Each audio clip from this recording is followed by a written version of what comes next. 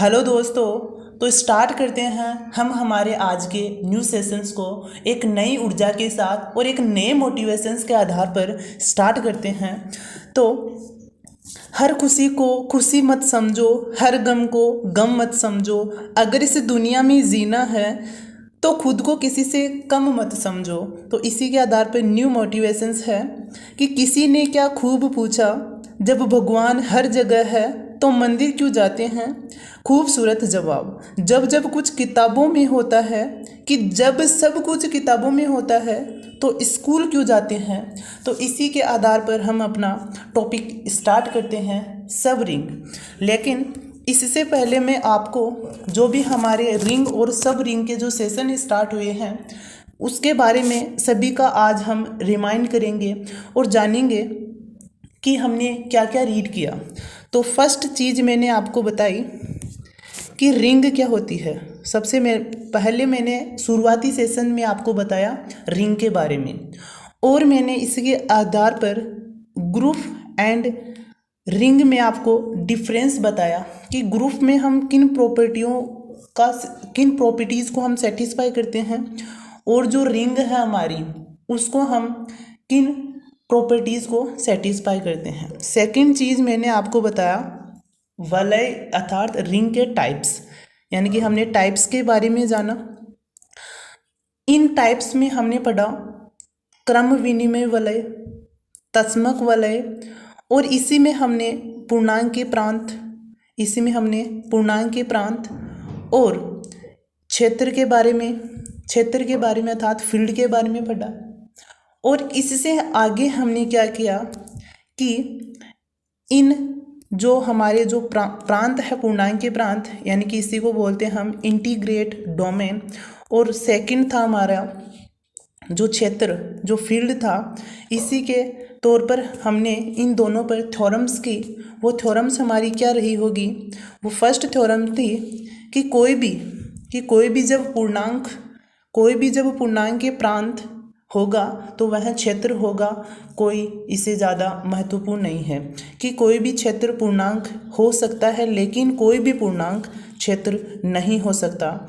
एक तो हमने ये थ्योरम की। सेकंड थ्योरम हमने की कि शून्य भाजकों से रहित, अर्थात जो हमारे पूर्णांक के प्रांत था उसमें क्या क्या प्रॉपर्टीज़ थी हमारी। उसमें प्रॉपर्टीज़ थी फर्स्ट क्रम विनिमय होना चाहिए, सेकंड तत्समक होना चाहिए, और अशून्यों का पूर्णांक इसमें प्रेजेंट होना चाहिए।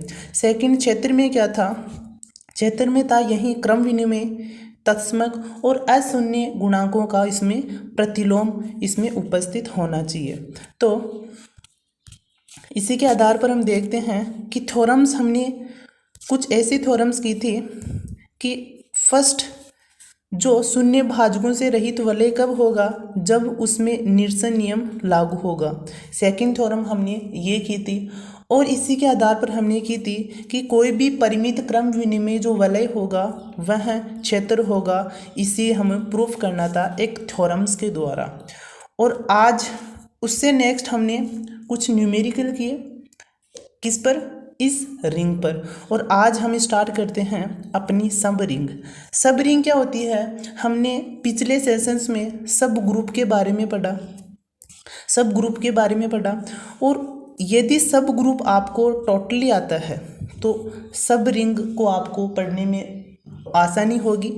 जैसे एक रिलेशन था कि Z सबसे टू Q सबसे टू R और सबसे टू C, तो Z प्लस डॉट सबसेट होगा Q प्लस डॉट का।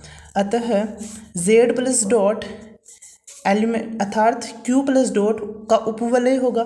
तो हमने सब ग्रुप में हमें क्या समझा था कि Z सबसे टू R सबसे टू C और सबसे टू Q, अर्थात रिलेशन हमारा कुछ इस प्रकार था कि N सबसेट होगा Z का और Z सबसेट होगा Q का और Q सबसेट होगा R का और R सबसेट होगा C का।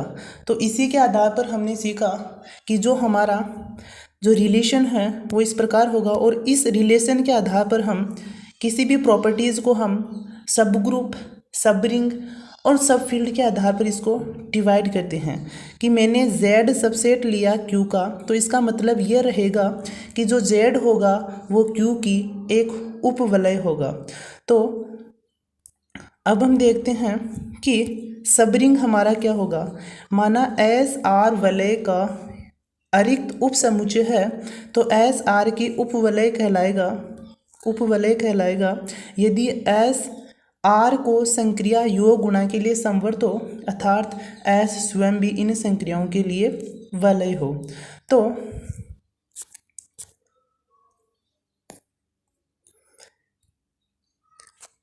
अब हम देखते हैं कि हमने सब ग्रुप के बारे में कैसे जाना था।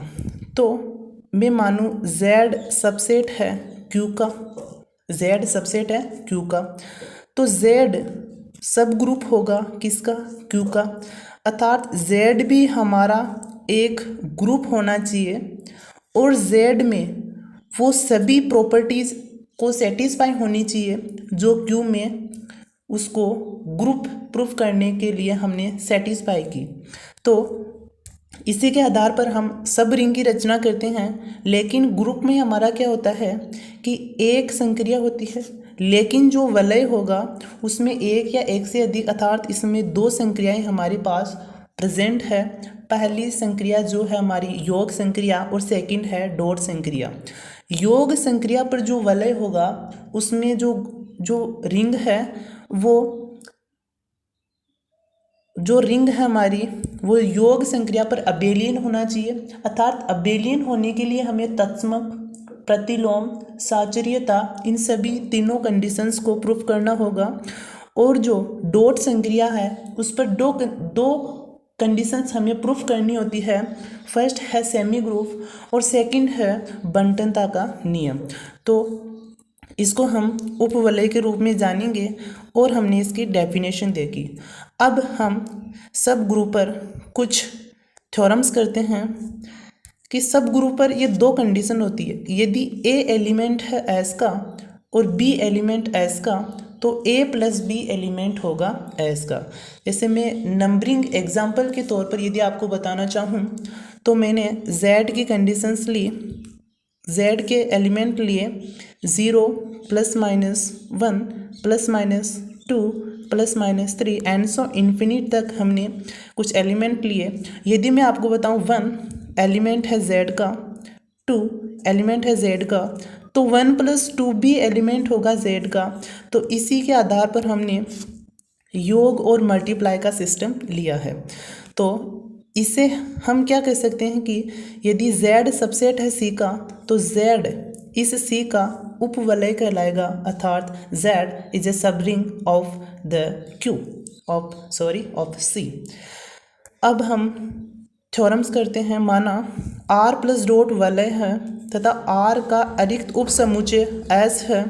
सिद्ध कीजिए कि S उपवलय होगी यदि और केवल यदि A एलिमेंट है S, B एलिमेंट S, तो A minus B element of S, तो A element S, B element S, तो A dot B element of S। तो इस थ्योरम्स को हम इन दो कंडीशंस के आधार पर प्रूफ करेंगे और देखेंगे कि प्रूफ करने पर हमें क्या वलय प्राप्त हो जाता है। तो हम देखते हैं प्रूफ कंडीशंस ऑफ नेसेसरी, यानी कि जो हमारे आवश्यक जो प्रतिबंध है उसमें हमें क्या करना होता है, उसमें हमें करना होता है कि क्वेश्चंस में क्या क्या जानकारी प्राप्त हुई है और उनको प्रूफ करते हैं। जैसे एस आर की उपवलय है, एस आर की योग और गुणा संक्रिया के लिए समवर्त है तथा एस स्वयं भी वलय होगी, ये हमें प्राप्त है। क्योंकि एस उपवलय होगी कब, जब एस में सभी संक्रियाएं जो आर में लागू है वो सेटिस्फाई होगी और एस स्वयं भी एक उपवलय अर्थात वलय होना चाहिए। तो ए एलिमेंट है एस और बी एलिमेंट एस, तो ए और बी को मैंने योग के रूप में इस प्रकार सेटिस्फाई किया जो फर्स्ट कंडीशंस जो हमारी प्रूफ होती है योग के लिए समवर्त है। सेकंड हम देखते हैं कि ए एलिमेंट है एस, बी एलिमेंट एस, तो ए डॉट बी एलिमेंट होगा एस का। तो इसमें गुणा की संक्रिया हम इस प्रकार प्रूफ कर सकते हैं। तो नेक्स्ट देखते हैं इसी थ्योरम्स में कि कंडीशंस ऑफ सफिशिएंट। तो इस पॉइंट के आधार पर हम इसमें प्रूफ करेंगे क्या कि यह वलय है। तो इसे वलय सिद्ध करने के लिए दोनों कंडीशंस हमें क्वेश्चंस में दी हुई है और इसे वलय प्रूफ करने के लिए हमें क्या करना होगा, तत्समक निकालना होगा, प्रतिलोम ज्ञात करना होगा और योग के लिए संवर्त करना होगा और मल्टीप्लाई के लिए अर्थात हमें अबेलियन और डॉट संक्रिया के लिए सभी जो कंडीशंस है उनको प्रूफ करना होगा। तो फर्स्ट कंडीशंस हम प्रूफ करते हैं, यदि एलिमेंट ए एलिमेंट एस, तो यदि फर्स्ट में दोनों एलिमेंट को लगाता हूँ तो मुझे ज़ीरो एलिमेंट एस का अर्थात मुझे ज़ीरो इसका आइडेंटिटी प्राप्त हो जाता है। और यदि मैं ज़ीरो को एलिमेंट है एस का और ए एलिमेंट एस, तो माइनस ए अर्थात इसका प्रतिलोम भी मुझे प्राप्त हो जाता है और इसी के द्वारा मुझे योग में संवर्त अभिक्रिया प्राप्त हो जाती है। और ए माइनस बी एलिमेंट है एस का, तो गुणा के लिए भी ये संक्रिया हमारी सेटिस्फाई हो जाती है। तो इसी के आधार पर यदि एस सबसेट है आर का, तो इसमें क्रम विनिमय अर्थात कम्यूटेटिव, साचर्यता यानी कि एसोसिएटिव और बंटनशीलता इसमें प्रूफ हो जाती है। तो इस कंडीशंस के आधार पर हम इसको वलय प्रूफ करेंगे और यदि एस वलय होगा और एस में सभी संक्रियाएं जो क्यू में लागू होती है अर्थात आर में जब सेटिस्फाई होने वाली सभी कंडीशंस इसमें लागू होती है, तो एस हमारा उपवलय निर्धारित हो जाएगा। तो ये थ्योरम्स हमारी इस आधार पर कंप्लीट होती है। तो नेक्स्ट थ्योरम है हमारी, सिद्ध कीजिए कि दो उपवलयों का सर्वनिष्ठ भी एक उपवलय होता है। अर्थात जिसने हमारी जो थ्योरम्स है वो सिमिलर है उप ग्रुप में, अर्थात जिसने जो पिछले सेशंस है उप ग्रुप के उसको अटेंड किया है, तो ये थ्योरम हमें देखने में बहुत इजी लगेगी। अर्थात हमने उप ग्रुप में इस थ्योरम्स को बहुत लार्ज तरीके से इसको डिफाइन किया, एक्सप्लेन की हुई है वहाँ। तो आज हम देखते हैं कि सिद्ध कीजिए कि दो उपवलयों का सर्वनिष्ठ भी एक उपवलय होता है। अर्थात जो हमने पिछले सेशंस में उप ग्रुप के बारे में पढ़ा, तो उसमें सिमिलर थ्योरम्स थी कि सिद्ध कीजिए कि दो उपग्रुपों का सर्वनिष्ठ भी एक उपग्रुप होता है। लेकिन अब यहाँ हम उपवलय को ज्ञात करेंगे। तो माना S1 और S2 R के दो उपवलय हैं, अर्थात इनका सर्वनिष्ठ अर्थात इनका इंटरसेक्शन नॉट डिफाइन करता है फाई, अर्थात कुछ तो एलिमेंट होगा जो इन दोनों में उभयनिष्ठ अर्थात कॉमन है।